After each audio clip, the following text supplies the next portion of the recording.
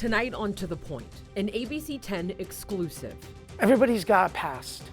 Everybody's got a history. Why a local pastor hired a man convicted for the January 6th Capitol attack.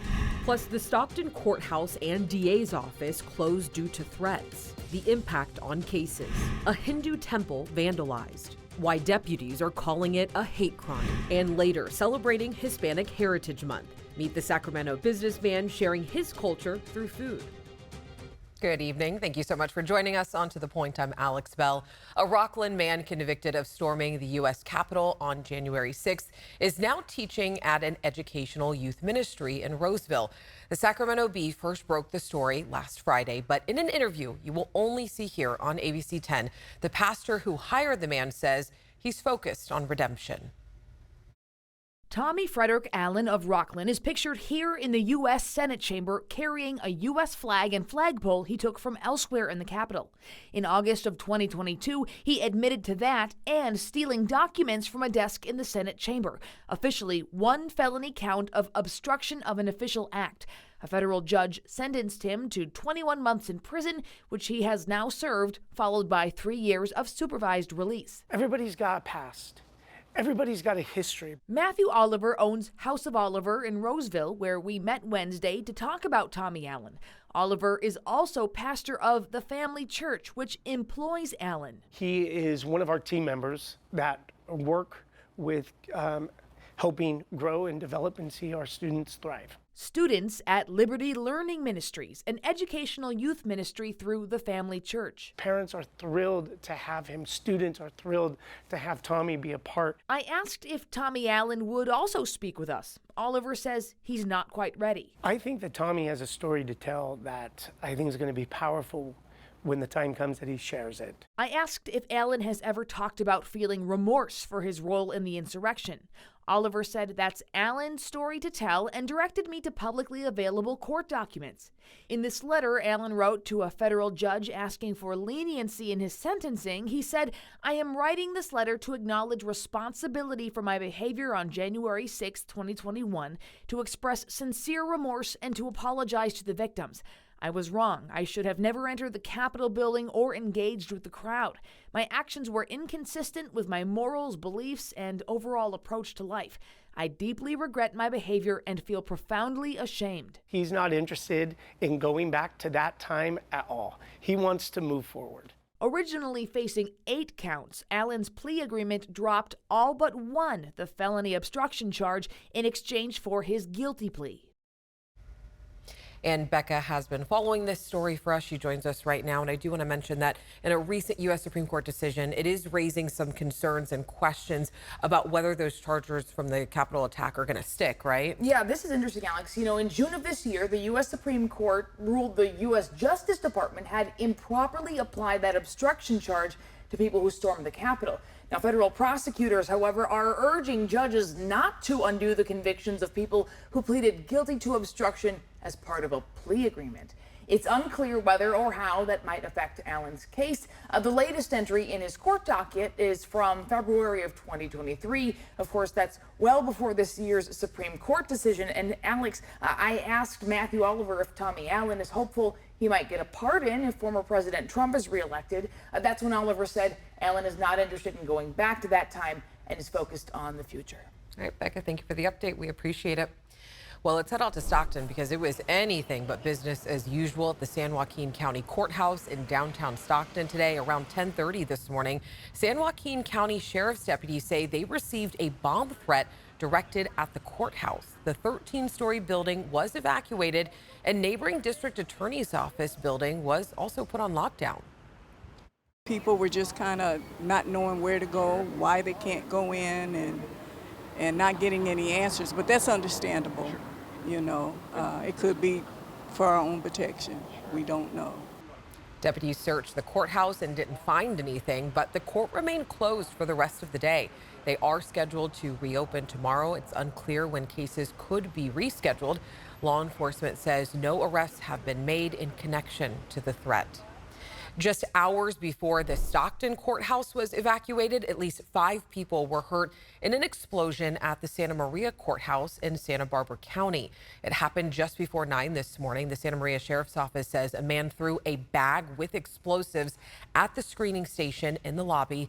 The man was detained shortly after. Detectives say that he was upset for being arrested for a firearm violation. One person is dead after a man hijacked a bus overnight in Los Angeles. Police say it started just before 1 in the morning when a man got onto the bus with a gun. The driver and 2 passengers were on board. Officers say the man then led them on a chase throughout downtown for the next hour before surrendering. And police later found a man inside the bus with multiple gunshot wounds. He died at the hospital.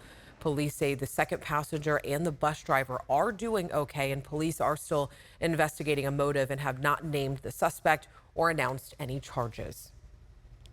A chase turned into a deadly shootout in Yuba County Tuesday night. The Yuba County Sheriff's Office says it started as a traffic stop at Shadowbrook Trail in Browns Valley and quickly escalated into a 30-minute chase towards Marysville. Investigators say the man fired shots from his truck and multiple deputies fired back. The man was pronounced dead at the scene.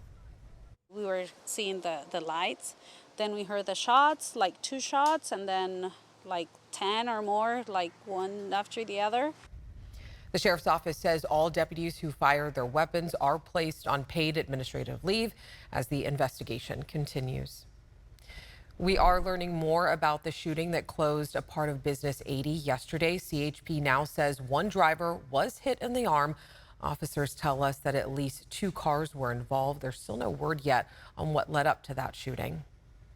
New tonight, the Sacramento County Sheriff's Office is investigating what they are calling a hate crime near Rancho Cordova. The Sheriff's Office says sometime Tuesday night, the marquee at Baps Hindu Temple was vandalized with graffiti. Deputies say water pipes were also cut in a nearby building. It comes just 1 month before the Hindu Festival of Diwali, and it is being investigated as a hate crime.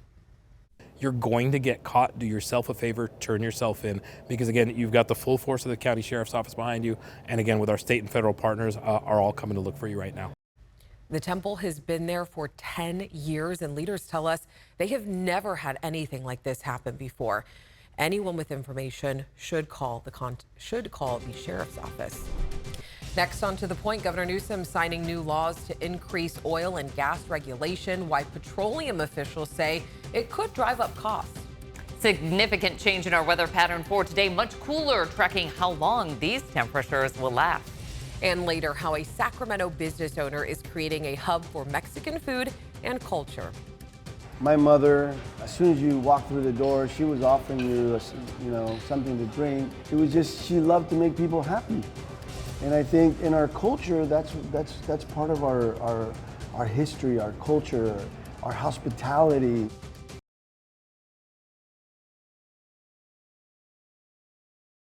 A little bit of a breezy day today. Let's bring in Chief Meteorologist Monica Woods to get a look at our forecast. You can see the trees blowing. You certainly could. The leaves kind of coming down, that fall feel out there for today. Southwest winds still 10 to 25 miles per hour, and that brought in that cooler Pacific air, certainly helping to bring down those temperatures this afternoon. Now, here's the catch. We keep with the wind overnight tonight through early tomorrow, but then we start to see our warming trend beginning. Temperatures right now down about 10 to almost 25 degrees from last night at this point. And that's putting our temperatures in the 70s largely through the valley. A couple of 80s in there, 70s in the foothills, and close to 70 for this year.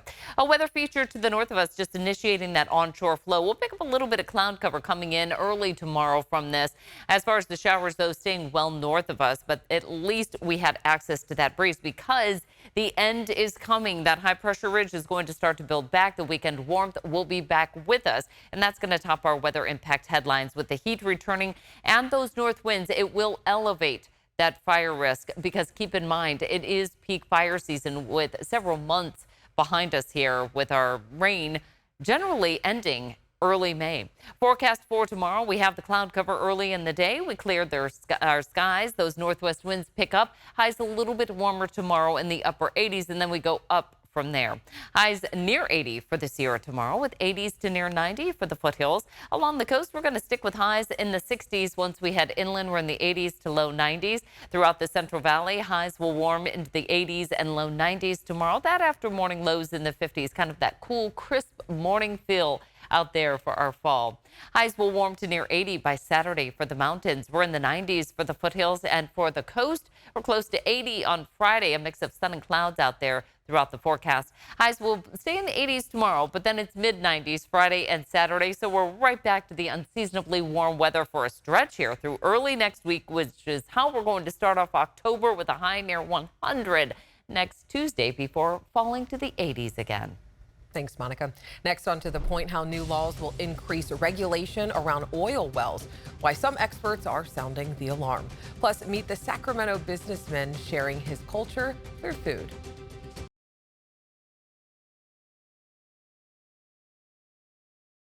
Welcome back. Today, Governor Gavin Newsom signed 3 bills into law that will address oil drilling and pollution across the state. So let's go ahead and take a look at them. AB 3233 gives cities and counties more authority to impose restrictions on oil and gas operations. AB 1866 increases fees and regulations around maintaining idle wells and preventing leaks and contamination. And finally, AB 2716 bans operating low oil production wells in the Baldwin Hills Conservancy. All of this, again, is about accountability. It's about transparency. It is not about kicking people out of their cars. It's not about increasing prices. It's about taking, it's about holding accountable those that are taking advantage of people at the pump. The president of the Western States Petroleum Association responded to the new laws, saying in part, quote, "These new laws do nothing to produce more oil here at home and in fact cost jobs while forcing us to bring in more oil from overseas." While the governor cannot stop demonizing our industry, the truth is we prioritize community and worker safety too. And these new laws come as state legislators are working in a special session to address big oil and gas prices. Governor Newsom called for the session after legislators failed to approve his oil and gas regulations just last month. Lawmakers are scheduled to meet for a floor session on October 1st.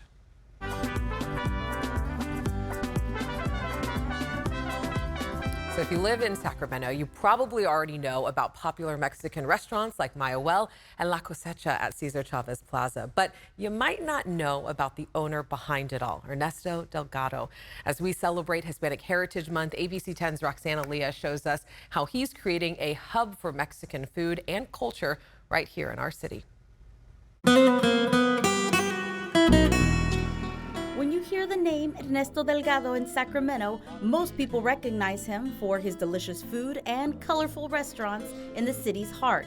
But his roots begin in Mexico, thousands of miles away from Sacramento. I'm from a little town called Atacheo, Michoacan. He was born in 1970 to a Mexican mother and father, and into a life of cooking and serving others. My mother's mole, my mother's carne con chile, my mother's way of showing love. But his life in Mexico would be short-lived. Like many other immigrants, his parents had dreams of doing better for themselves and their family. And in 1976, they brought Ernesto over to the United States. I was brought here when I was 5. And I like to say that I didn't come here, I was brought here. I feel like my Mexico was taken away from me. And I do all this to kind of recreate it. He grew up in Napa Valley. Although his father owned a farm in Mexico, when he came to the United States, he became a farm worker, picking fruit, mainly grapes and pears. In the summer and on the weekends, Ernesto worked alongside his father. He graduated high school in 1990. He attended Sacramento State to study graphic design. With every step, he thought of the sacrifice his parents made to reach the American dream. I think the world of my parents. My mother's not with us anymore, but everything I do, I learn from her. When it comes to the culture, the food, and my father taught me how, the idea of hard work. hard work is what led Ernesto and a partner to open up a restaurant in 2001. Ernesto opened up his first restaurant on his own 10 years later, a story he loves to tell. I chose Maya because it has my daughter's name in it. So my daughter's name is Maya.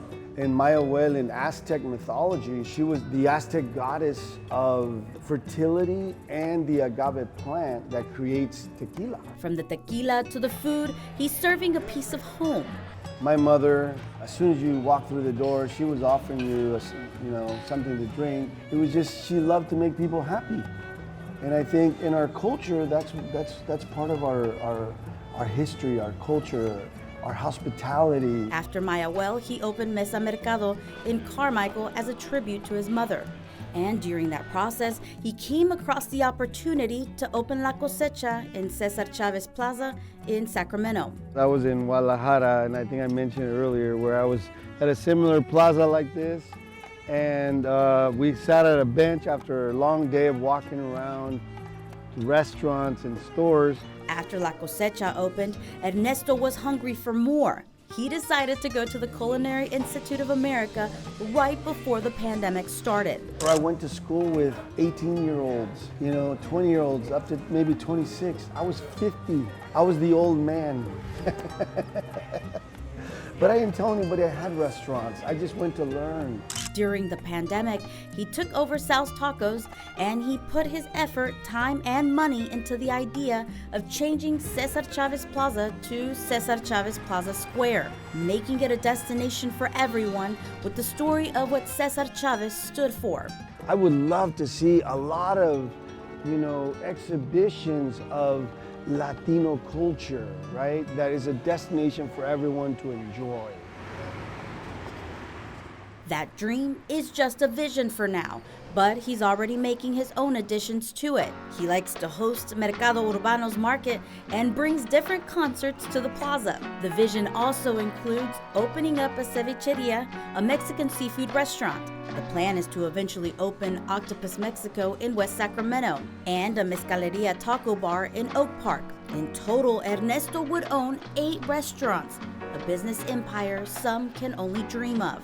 This Hispanic Heritage Month, Ernesto reflects on the challenges he and his parents overcame to be where they are now. It was very difficult for all of us to come to a country that wasn't very accepting.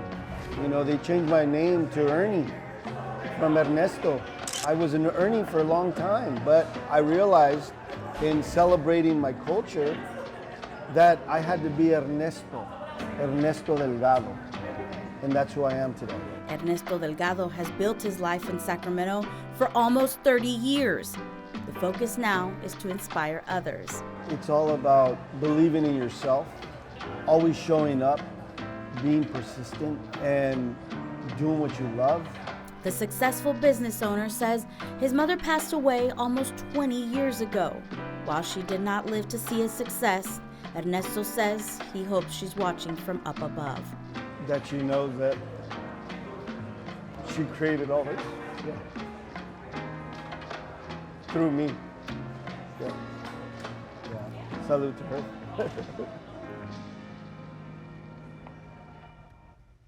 And Ernesto envisions adding crosswalks to connect the buildings near La Cosecha, making it easier for people to access Cesar Chavez Park. He also wants the community to be involved in shaping the park's future. So every 2 months, he hosts meetings focused on improving and creating positive change for Cesar Chavez Plaza. Still ahead, the Oakland A's preparing to say farewell.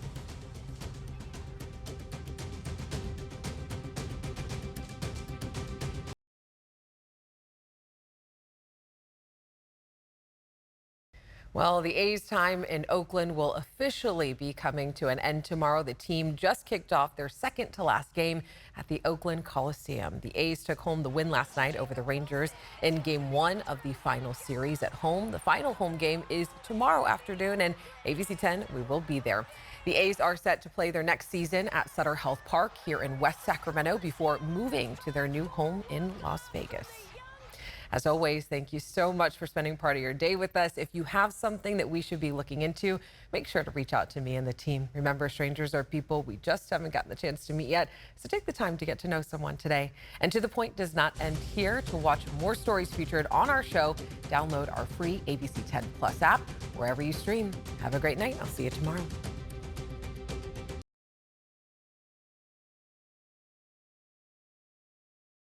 Hey, it's Alex. I just wanted to say thank you so much for watching. The To The Point team and I love hearing from you, and I hope that you'll stay in touch. And don't forget, you can always email me and the team at tothepoint@abc10.com, or you can even send us a text message at 916-321-3310.